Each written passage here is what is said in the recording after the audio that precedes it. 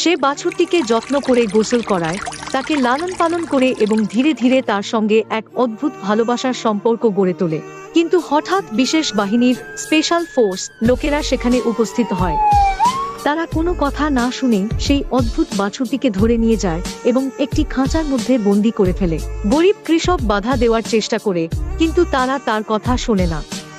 ঠিক তখনই বাছুরটি অনেক জোরে কেঁদে ওঠে এবং তার বাবাকে ডাকার চেষ্টা করে। তখনই হঠাৎ করে মাটি কাঁপতে শুরু করে।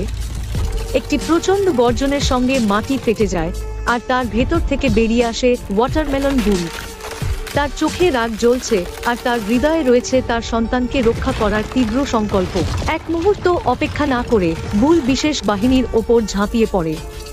সে তাদের সবকিছু ভেঙে চুরমার করে দেয় এবং তাদের পিছু হটতে বাধ্য করে। এই ধ্বংসযজ্ঞ দেখে কৃষক দ্রুত বাছুরের খাঁচার তালা খুলে দেয়। বাছুরটি মুক্ত হয় এবং দ্রুত